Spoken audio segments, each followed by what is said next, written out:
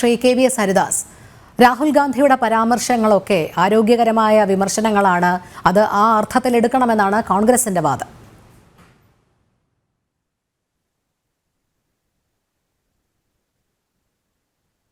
രാഹുൽ ഗാന്ധി എന്തുകൊണ്ടാണ് വിമർശിക്കപ്പെടുന്നത്? അതെന്താ കോൺഗ്രസ്സുകാർക്ക് മനസ്സിലാവാത്ത? ഇന്ത്യയിൽ അദ്ദേഹം എന്ത് കോപ്രായം കാണിച്ചോട്ടെ, എന്ത് കള്ളത്തുറം പ്രചരിപ്പിക്കാൻ ശ്രമിച്ചോട്ടെ, പക്ഷെ വിദേശത്ത് പോയിട്ട് രാജ്യത്തിനെതിരായിട്ട് സംസാരിച്ചാൽ, രാജ്യത്തെക്കുറിച്ച് അപമതിപ്പുണ്ടാക്കാൻ ശ്രമിച്ചാൽ അതിനെ വേറൊരു തലത്തിലല്ലേ കാണുക? അതല്ലേ ചൂണ്ടിക്കാണിച്ചത്? ഞങ്ങളും പ്രതിപക്ഷത്തിരുന്നിട്ടുണ്ട് കോൺഗ്രസ് ഭരിക്കുന്ന കാലത്ത്. ഇവിടെ നാട് മുഴുവൻ നടന്ന് കോൺഗ്രസ്സുകാർ അഴിമതി നടത്തിയ കാലഘട്ടം ഉണ്ടായിട്ടില്ലേ?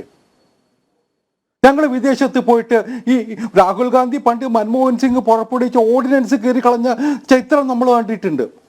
പക്ഷെ ഞങ്ങൾ ആരെങ്കിലും വിദേശത്ത് പോയിട്ട് ഇവിടുത്തെ ഇന്ത്യയിലെ ഗവൺമെന്റ് നാണക്കേട് ഉണ്ടാക്കുന്നതാണ്, അപമാനം ഉണ്ടാക്കുന്നതാണെന്ന് പറഞ്ഞു നടന്നിട്ടുണ്ടോ? ഒരിക്കലും ഇല്ലല്ലോ. അത് ഞങ്ങളുടെ ഒരു സ്വാഭിമാനത്തിന്റെ പ്രശ്നമാണ്.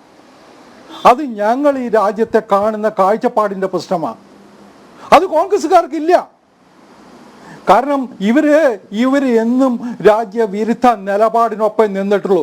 1947 മുതൽ ഇന്ത്യ ആഗ്രഹിക്കാത്ത വിഭജനം കാഴ്ചവെച്ചത്, ഇന്ത്യയെ വെട്ടിമുറിച്ചത് ഇവരല്ലേ?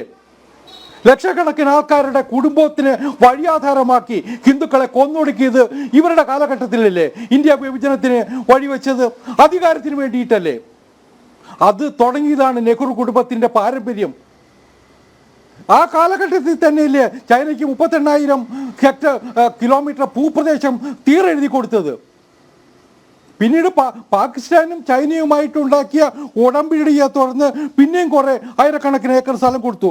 ഏതാണ്ട് 5100 ചില്ലാനം കിലോമീറ്റർ സ്ഥലം. അങ്ങനെ 43,000 കിലോമീറ്റർ ഭൂവിസ്തൃതിയുള്ള ഭൂപ്രദേശം ഇന്ത്യയുടെ ചൈനയ്ക്ക് ദാനം ചെയ്തവരാണ് ഇവര്. എന്നിട്ട് ഇന്നിപ്പോൾ ചൈനയുടെ ദല്ലാളന്മാരെ പോലെ വന്നിട്ട് വിദേശത്തും ഇന്ത്യയിലും സംസാരിക്കുന്നു. ഞാൻ അതുകൊണ്ടാണ് നേരത്തെ പറഞ്ഞത്, ഇവർ ചൈനയുമായിട്ട് എന്താ ഒപ്പിട്ട കരാറ്, എന്താണ് ഒപ്പിട്ട MOU? അത് വെളിപ്പെടുത്തട്ടെ ഇനിയെങ്കിലും. ഞങ്ങൾ ഇന്നതാണ് ചൈനീസ് കമ്മ്യൂണിസ്റ്റ് പാർട്ടിയും രാഹുൽ ഗാന്ധിയാണല്ലോ ഒപ്പിടുന്നത്, അത് എന്താണെന്ന് വെളിപ്പെടുത്തട്ടെ. ഞങ്ങൾക്ക് സംശയമുണ്ട് ഇവരുടെ ഇൻറ്റഗ്രിറ്റിയിൽ. രാജ്യത്തെ ഓരോ പൗരനും സംശയമുണ്ട് ഇവരുടെ ഇൻറ്റഗ്രിറ്റിയിൽ. അതിന് 2-3 ഉദാഹരണം കൂടി ഞാൻ പറയാം. മോഡി ഗവൺമെന്റ് വന്നതിന് ശേഷം 1 ഇഞ്ച് ഭൂമി ചൈനയ്ക്ക് പിടിച്ചെടുക്കാൻ പറ്റിയിട്ടില്ല. പലപ്പോഴും ഇന്ത്യൻ അതിർത്തിയിൽ കുഴപ്പമുണ്ടാക്കാൻ ശ്രമിച്ചിട്ടുണ്ട്. ഭൂട്ടാന്റെ അതിർത്തിയിലെ ഡോക്ലാമില് ചൈനീസ് പട്ടാളം അണിനിരന്ന സമയം ഓർക്കുന്നുണ്ടോ? അന്ന് ഇന്ത്യൻ പട്ടാളത്തിന്റെ മുമ്പിൽ തല കുനിച്ചുകൊണ്ട് ചൈനീസ് പട്ടാളത്തിന് ഇറങ്ങി പുറകോട്ട് പോകേണ്ടി വന്നു, മുന്നോട്ട് വന്നതിനപ്പുറത്തേക്ക്. ലഡാക്കിലുണ്ടായ സംഭവം നമ്മൾ കണ്ടതാണ്. ഡോക്ലാമില് ഇന്ത്യൻ സൈന്യം ചൈനീസ് സൈന്യത്തിന് നേരെ വെടിയുയർത്തി തോക്കേന്തി നിൽക്കുന്ന സമയത്ത് ഡൽഹിയിൽ ചൈനീസ് എംബസിയിൽ തലയിൽ മുണ്ടിട്ട് രാത്രി പോയതാരാ? രാഹുൽ ഗാന്ധിയല്ലേ? ആർക്ക് വേണ്ടിയിട്ടാ പോയത്? ചൈനീസ് എംബസിയിൽ ചൈന ഇന്ത്യയെ ആക്രമിക്കുന്ന സമയത്ത് ചൈനീസ് എംബസിയിൽ രാഹുൽ ഗാന്ധി പോയത് എന്തിനു വേണ്ടിയിട്ടാ രഹസ്യമായിട്ട് പോയത്? ഇതൊക്കെ രാജ്യം ചർച്ച ചെയ്യുന്നുണ്ട്. ഈ കുടുംബത്തെ അത്രത്തോളം വിശ്വാസമുള്ളൂ. അത് രാജ്യത്തിൻ്റെ നിലപാടാണ്. അതിൽ അസുഖം, ആ വിഷമം വിചാരിച്ചിട്ട് കാര്യമില്ല. ഞങ്ങളത് പറഞ്ഞുകൊണ്ടേയിരിക്കും. അതിന് കാരണങ്ങൾ പലതുമുണ്ട്, പലതും പുറത്തു പറയാൻ പറ്റാത്ത കാരണങ്ങൾ ഇനിയുമുണ്ട്. അത് രാജ്യം ചർച്ച ചെയ്യും നാളുകളിൽ. ഇന്ന് പലരുടെയും പാരമ്പര്യത്തെക്കുറിച്ചൊക്കെ പല വാർത്തകളും പുറത്തു വരുന്നുണ്ടല്ലോ, വരട്ടെ ഇനിയും. അതുകൊണ്ട് ഞങ്ങൾ ഇവരെടുക്കുന്ന നിലപാടുകളെ സസൂക്ഷ്മം നിരീക്ഷിക്കുന്നുണ്ട്. അത് കൗണ്ടർ ചെയ്യാൻ ഞങ്ങൾക്ക് കഴിയും. ഇന്ത്യയിൽ ഞങ്ങൾക്കത് സാധിച്ചിട്ടുണ്ട്. അതുകൊണ്ടാണ് ഞാൻ നേരത്തെ പറഞ്ഞല്ലോ, ഇവർ ഇത്രയും ബഹളം ഉണ്ടാക്കിയിട്ട് 100 സീറ്റ് തികച്ച് കിട്ടിയോ ഇന്ത്യൻ പാർലമെന്റിൽ? ഇനി അവിടെ നിന്ന് താഴേക്കേ പോകുള്ളൂ. ഈ രാജ്യം മുഴുവൻ നടന്നതാണ്, 4000 കിലോമീറ്റർ നടന്നു എന്നാണ് ഇപ്പോൾ അദ്ദേഹം ലണ്ടനിൽ പോയി പറയുന്നത്, അമേരിക്കയിൽ പോയി പറയുന്നത്.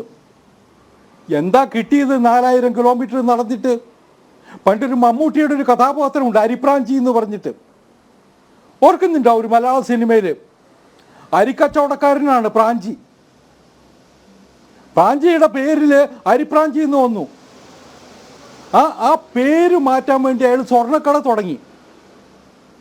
അപ്പോഴും അരിപ്രാഞ്ചിയുടെ സ്വർണ്ണക്കട എന്ന് നാട്ടുകാർ വിളിക്കാൻ തുടങ്ങി.